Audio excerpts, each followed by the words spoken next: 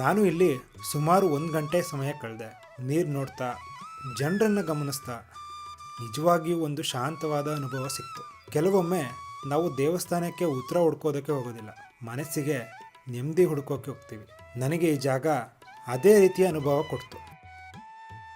ಇಷ್ಟೊತ್ತು ನಾವು ಈ ದೇವಸ್ಥಾನದ ವಿಶೇಷತೆ, ಇಲ್ಲಿನ ಜಟಾತೀರ್ಥ, ನೀರೊಳಗಿರುವ ಶಿವಲಿಂಗ ಮತ್ತು ಗುಳ್ಳೆಗಳ ಬಗ್ಗೆ ನೋಡಿದ್ವು. ಆದರೆ ಈ ಜಾಗದ ದೊಡ್ಡ ವಿಶೇಷತೆ ಇವೆಲ್ಲ ಅಲ್ಲ. ಈ ಜಾಗಕ್ಕೆ ಬಂದಾಗ ಸಿಗೋ ಶಾಂತಿ, ನಗರದ ಗದ್ದಲದಿಂದ ದೂರ, ಪ್ರಕೃತಿಯ ಮಧ್ಯೆ ಸುಮ್ಮನೆ ಇಲ್ಲಿ 10 ನಿಮಿಷ ಕೂತರೂ ಮನಸ್ಸಿಗೆ ಒಂದು ನೆಮ್ಮದಿ ಸಿಗುತ್ತೆ. ನೀವು ಇಲ್ಲಿಗೆ ಬರೋ ಪ್ಲ್ಯಾನ್ ಮಾಡ್ತಾಯಿದ್ರೆ ಖಂಡಿತವಾಗಿಯೂ ಬನ್ನಿ. ನನ್ನ ಪರ್ಸ್ನಲ್ ಸಜೆಷನ್ ಏನಂತಂದರೆ, ಈ ದೇವಸ್ಥಾನಕ್ಕೆ ನೀವು ಮಾರ್ನಿಂಗ್ ಟೈಮಲ್ಲಿ ಬನ್ನಿ. ತುಂಬ ಲೇಟ್ ಮಾಡ್ಕೊಂಡು ಬರೋಕ್ಕೆ ಹೋಗಬೇಡಿ. ನಿಮ್ಮ ಓನ್ ವೆಹಿಕಲಲ್ಲಿ ಬಂದರೆ ತುಂಬ ಒಳ್ಳೆಯದು. ಶಿವಮೊಗ್ಗದಿಂದ ಇಲ್ಲಿಗೆ ಬರೋಕ್ಕೆ ಸುಮಾರು 1 ಗಂಟೆ ಆಗುತ್ತೆ. ಹೊಸನಗರ ಕಡೆ ಬಂದು ಅಲ್ಲಿಂದ ಸ್ಥಳೀಯರ ಬಳಿ ಕೇಳಿದರೆ ದೇವಸ್ಥಾನದ ದಾರಿ ಸುಲಭವಾಗಿ ಸಿಗುತ್ತೆ. ಗೂಗಲ್ ಮ್ಯಾಪ್ ಸಹಾಯ ಕೂಡ ತಗೋಬೋದು. ಕೊನೆಯ ಕೆಲವು ಕಿಲೋಮೀಟರ್ ಗ್ರಾಮೀಣ ರಸ್ತೆ ಇದ್ದರೂ ಸಾಮಾನ್ಯ ಕಾರು ಅಥವಾ ಬೈಕ್ನಲ್ಲಿ ಆರಾಮವಾಗಿ ಬರ್ಬೋದು.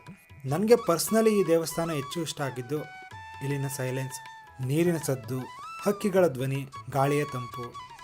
ನಿಜವಾಗಿಯೂ ಮನಸ್ಸಿಗೆ ಒಂದು ಶಾಂತಿ ಸಿಕ್ತು. ಕೆಲವು ಜಾಗಗಳನ್ನು ವಿಡಿಯೋದಲ್ಲಿ ನೋಡಿದ್ರೆ ಸಾಕಾಗಲ್ಲ, ಸ್ವತಃ ಬಂದು ಅನುಭವಿಸ್ಬೇಕು. ಈ ದೇವಸ್ಥಾನ ಕೂಡ ಅಂತಹ ಜಾಗಗಳಲ್ಲಿ ಒಂದು.